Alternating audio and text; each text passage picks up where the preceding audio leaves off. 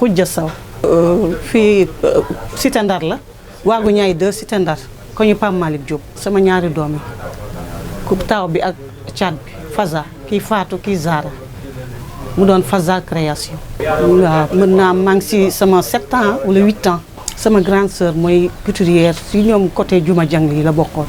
léegi maa doon secrétaire ba mu demee ba dem ba xam nag kii affaire yi coupe yeeg yooyu ma ne ko damay former sama kiw bopp mënuma kii naa la jox naa la feu vert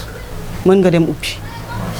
si laa ubbee dindi sama ñaari machine dem si tali ba fële fa laa luye woon location bi xaw kii tuuti si laa ñëwee suñu kër ma ni xaar ma ubbi sama comme am naa tuuti fond moo ubbi sama atelier bopp mu donné si mbedd bi boobaak léegi. kon nag yaa booy liggéey bi mbaa yaa ngi ciy yëg sa bopp. yaa ngi ciy gis sa bopp. macha allah sant rek des fois mu neex des fois mu naqadi comme liggéey yëpp des fois nag ma gis si sama bopp lool des fois nag doo gis dara loolu yëpp si sant la. parce que été bi nanu nekk été bi genre yi ñooy gën a dox yaay gis ku ñëw léegi rek ñu jox ma si ñett ñeent sa yu woyof laa bëgg moo tax ma si gën a yëngu si yu woyof yi. lu nekk ak temps daal hiver bi day ñëw nga def yu basin yeeg gesner yi tàngaay bi nga def yu woyof yi. maa ngi siy bàyyi xel bu baax sas bi maa ngi siy bàyyi xel bu baax bi ma wooyee wax ma ko it dama ni jërëjëf sunu borom bi jërëjëf sama liggéeyu ndey sama liggéeyu baay di si jaajëfal ñi ma woo di sant bu baax di sant rek daal. dinaa ko waajal bu baax rek dinaa ko waajal parce que du ni guleet laa fa mës a dem daan naa dem ay dîner de gala si couture du ma jaaxal daal.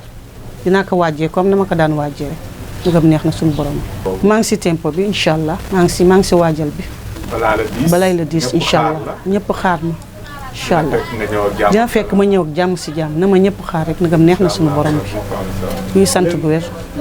léegi maa ngi woo waa waagu ñaay yëpp sama gox yëpp waa Cité Ndar yëpp ku ñu dooleel ma si sama bis bii ngam neex na suñu borom bi na ma ñëpp ñëw soutenir ñëpp ñëw fekk si ma ngam neex na yàlla. parce que man lu ma xewle rek ñoo ngi si parce que man lu nu xewle maa ngi si ñoom ñëpp samay soppe nanu dama bëgg man tam ñoom ñëpp ñu ñëw soutenir ma. xale yooyu maa ngi leen di ñaanal yàlla yëf yi yàlla gën leen dooleel seen liggéey gën a jëm sa kaw macha allah ba leen di dégg fu sore incha allah.